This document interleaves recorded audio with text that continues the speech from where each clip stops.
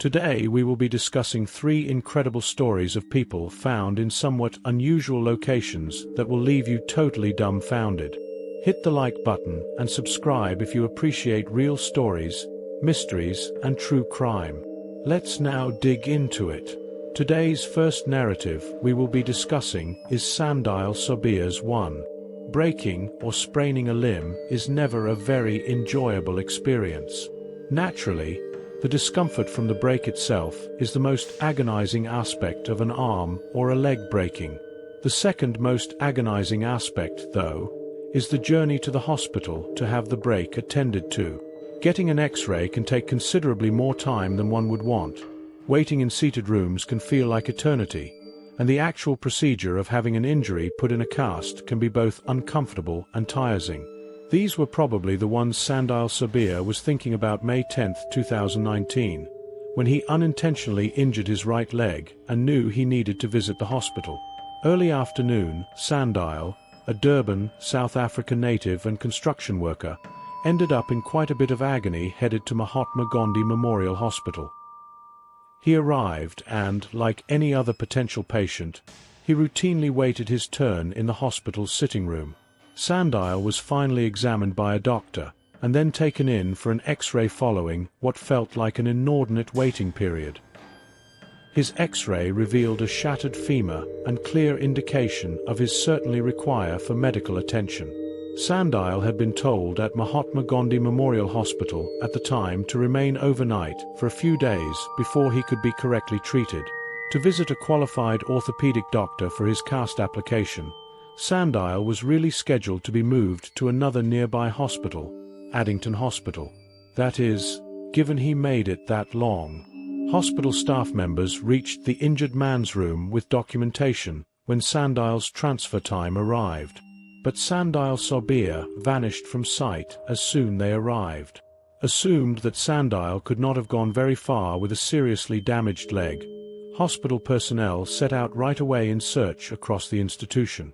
The staff was astounded to learn Sandile seemed to have disappeared into thin air after looking into every other patient's room and inspecting every floor of the facility. But how could a man with a clearly fractured leg have gotten it all the way out of a secure hospital building? Staff members of Mahatma Gandhi Memorial felt that Sandile's absence made no sense. Thus they promptly registered the man formerly missing to local authorities. Sandile's missing person complaint was opened by the South African Police Department right once, and officials throughout Durban started a modest search for him. Sadly, not one individual could find any indication of Sandile despite best efforts at search. Though several hypotheses developed about Sandile's unexplained disappearance, none seemed plausible, and no one had any data to consider why Sandile would have vanished initially. Staff members back at the Mahatma Gandhi Memorial Hospital were naturally deeply worried about Sandile's welfare. They were supposed to treat his right femurs, and he vanished right under their feet. And maybe it is precisely where they ought to have looked. In the end, it was the scent that alerted someone. KZN Health Mech Namaguga Similani Zulu claims that something was very wrong on May 24, 2019, just 10 days after Sandile had first arrived at the hospital. Namaguga said, quote, "An intolerable smell got stronger at the hospital, and finally it went to the storage, where fluid falling from the ceiling gave the clear indicators something was wrong. Hospital personnel decided to look for its cause personally, as the stink started to permeate the whole hospital structure. Their findings astounded them entirely. Staff members of the hospital gingerly pushed up against the ceiling tiles when they at last came across the storeroom from where the terrible stink emanated. They came upon a rotting body, that of Sandile Sobia, when they raised their torches into the air to survey the area.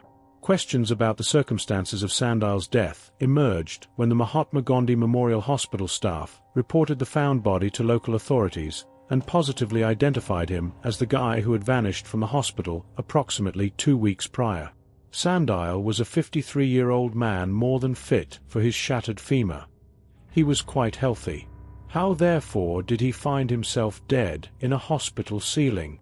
With security guards in every level of the hospital grounds, The institution itself reassured local residents and police officials that their establishment had strict security policies in place. They even claimed that changing into civilian attire during the busiest times of the hospital would be the only way runaway patients would be able to pass security inside the premises. Still, Sandile was discovered rotting within the ceiling of a chamber only used by healthcare personnel. Many officials thought Sandile had been one of the mentally ill inmates in the facility when the inquiry on her disappearance and later death started. Early accounts of Sandile's original discovery even went so far as to claim that Sandile had been a psychiatric patient prior to his disappearance, which the hospital subsequently proven to be untrue. Officials insisted throughout the inquiry that should someone be found guilty of any kind of misconduct, they would take the toughest appropriate action. Still, Sandile's death is still a mystery. The manner his body got up in the ceiling panels of the same hospital he visited for treatment just days before his death is equally unexplained. Brian Egg's second strange case for you today is one more born and bred in San Francisco. Brian Egg spent most of his latter years living in the South of Market area after having spent some of his early years working as a bartender at the venerable gay club, The Stud. Brian's family lived just outside of the Soma area, and they visited Brian every so frequently when their schedules aligned. Brian and his brother would just contact each other on the phone to go over the current events of their life when visiting each other was not especially practical. One thing was clear to Brian and his family. Keeping their close ties as a family depended critically on communication. Brian hadn't had much time to talk with his family in late May or early June of 2018, since everyone's life seemed to be veering in different directions.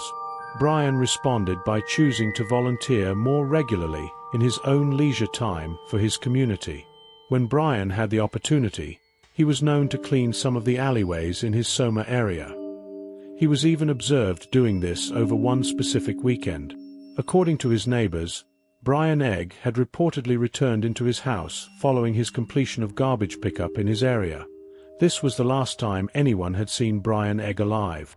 Just 1 month after Brian's neighbors allegedly saw the 65-year-old man cleaning the area, late June or early July of the same year, Brian's brother Devin tried to phone Brian to catch up on their current life events.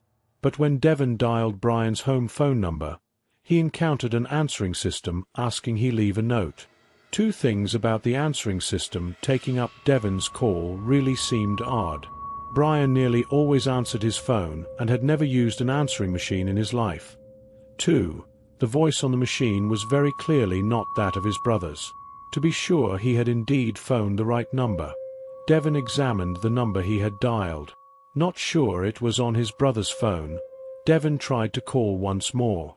Devin didn't hear the sound of an answering machine this time. This time someone picked it up. Devin claims that a man named Nate supposedly answered Brian's phone and inquired about who he was chatting with. Devin clarified that he was trying to get Brian at his phone number and was Brian's brother. Nate told Devin his brother will call him back soon, that Brian was just out walking his dog around the neighborhood. Strange as the circumstances seemed, Devin found himself waiting for his brother to contact him back.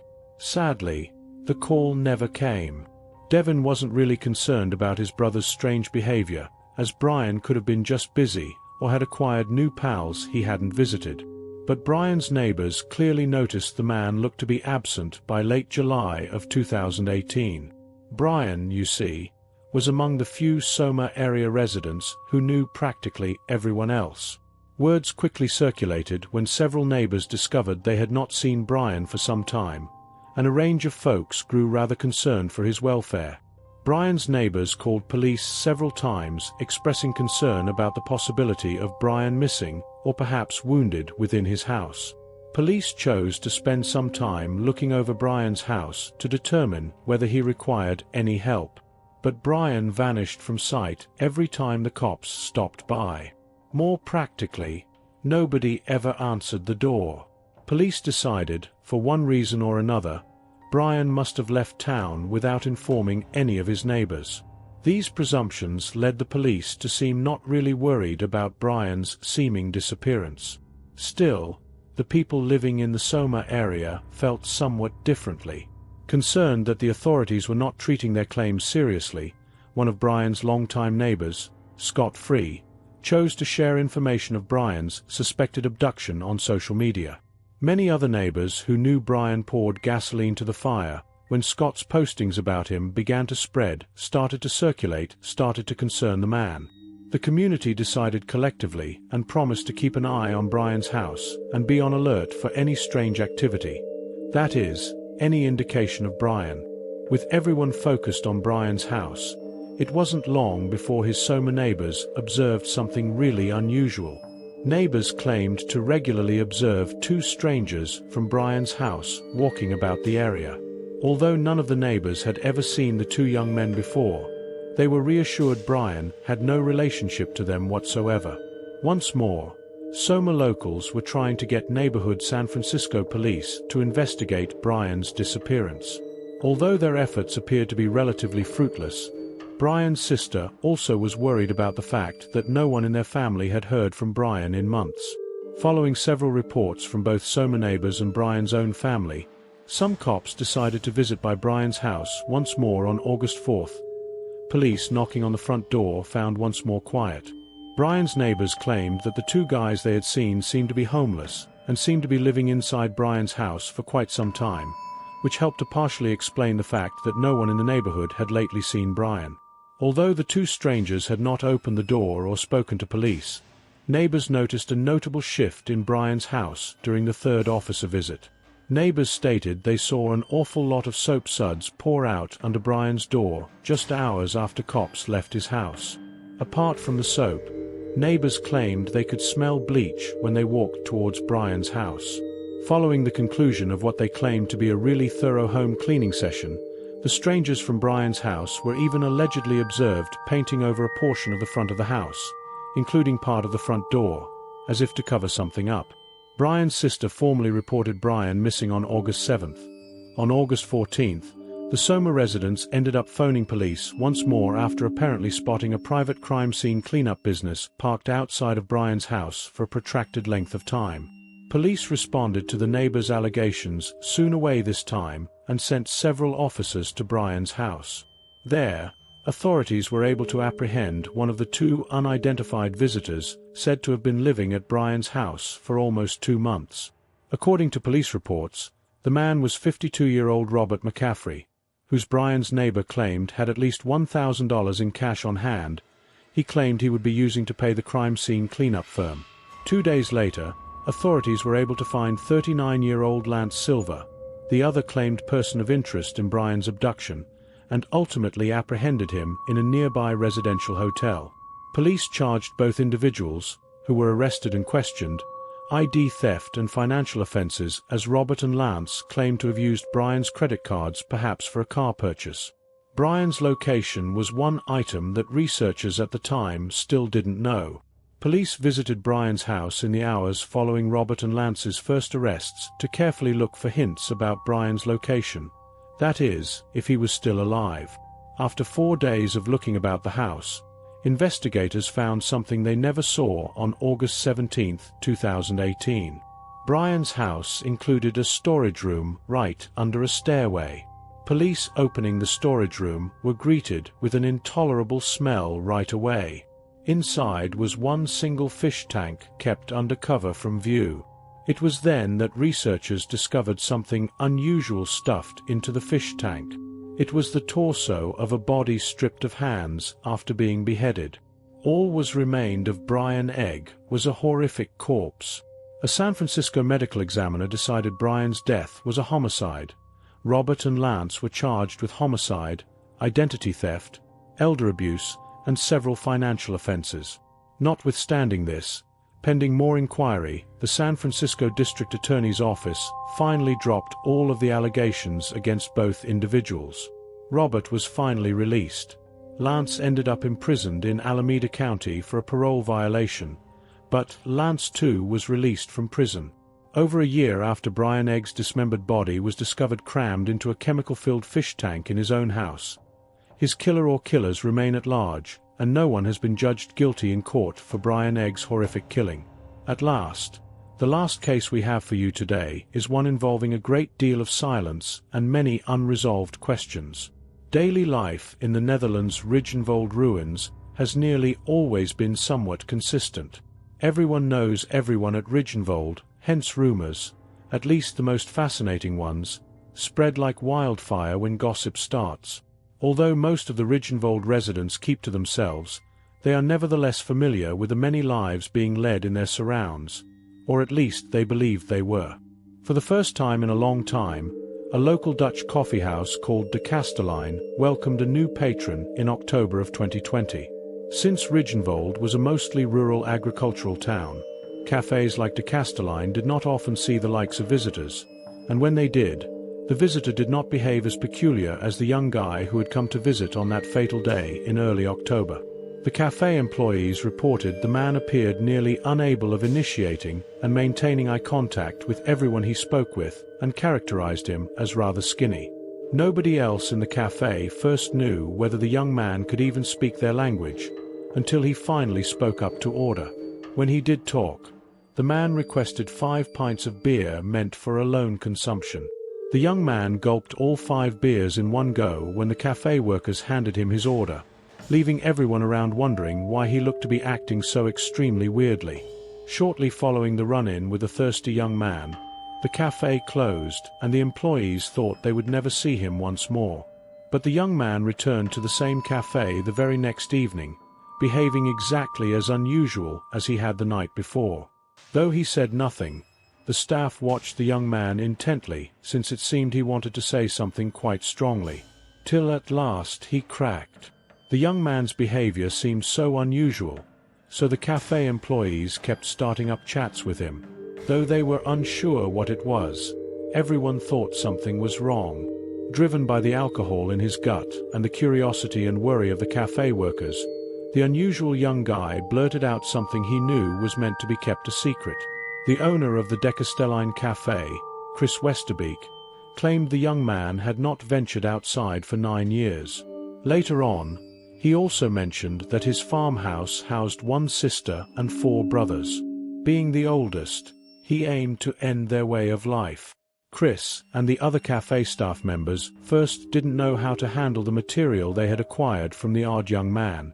Though some of the employees speculated the man might simply be out of his mind or even claimed he was on some sort of drug, others saw the desperation in the young man's face and thought he was really terrified for his own safety, even if his claims seemed wildly ridiculous in their small village.